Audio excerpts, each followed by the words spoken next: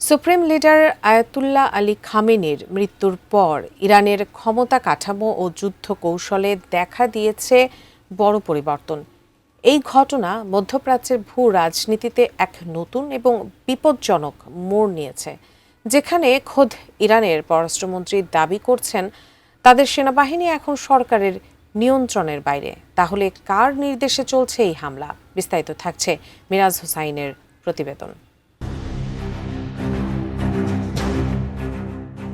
ওমানের বন্দরে নিথর পড়ে আছে 5টি মরদেহ, চারদিকে ধ্বংসস্তূপ আর বারুদের গন্ধ। মধ্যপ্রাচ্যের শান্ত দেশটিতে হঠাৎ এমন আঘাত বিশ্বজুড়ে তৈরি করেছে নতুন সমীকরণ। তবে এই হামলার দায় সরাসরি নিতে নারাজ তেহরান।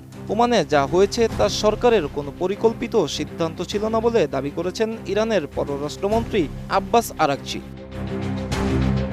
আমি বুঝি নির্মাণের শিল্প, সালাম স্টিল বোঝে ডিউরেবিলিটি। সালাম স্টিল, মোস্ট ডিউরেবল স্টিল। কাতার ভিত্তিক সংবাদ মাধ্যম আল জাজিরাকে দেওয়া এক সাক্ষাৎকারে আরাকচি জানিয়েছেন এক চাঞ্চল্যকর তথ্য। তিনি বলেছেন, ইরানের এই পাল্টা আক্রমণকে নেতৃত্ব দিচ্ছে সেনাবাহিনীর এলিট ইউনিট ইসলামিক বিপ্লবী গার্ড। বাহিনীটা এখন স্বাধীনভাবে নিজেদের মতো করে হামলা চালাচ্ছে। এতে সরকার কোনো নির্দেশনা দিচ্ছে না। ইরানের সামরিক ইউনিটগুলো এখন সম্পূর্ণ স্বাধীন এবং একরকম বিচ্ছিন্ন।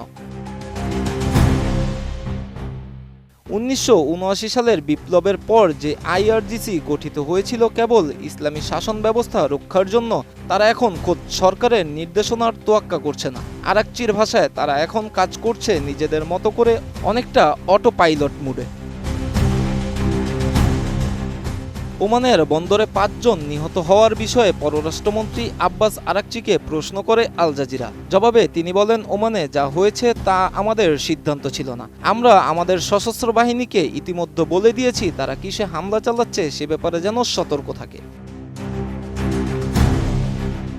মূলত গত কয়েক দশকের রীতি অনুযায়ী সাধারণ সেনাবাহিনী সীমান্ত রক্ষা করলেও বিপ্লবী গার্ড সরাসরি দায়বদ্ধ থাকত সুপ্রিম লিডারের কাছে।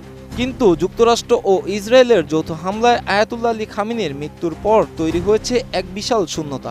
পররাষ্ট্রমন্ত্রীর বক্তব্য অনুযায়ী খামেনি নিহত হওয়ার আগে যে সাধারণ নির্দেশনা দিয়ে গিয়েছিলেন তার উপর ভিত্তি করেই এখন সম্মুখ সমরে লড়ছে এ বাহিনী।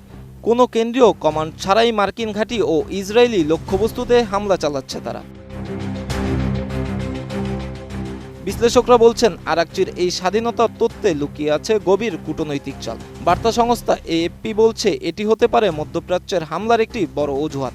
একদিকে মার্কিন অবকাঠামোতে হামলা চালিয়ে নিজেদের শক্তি প্রদর্শন করা, অন্যদিকে সরকারের সংশ্লিষ্টতা অস্বীকার করে বড় ধরনের সরাসরি যুদ্ধ এড়িয়ে যাওয়া।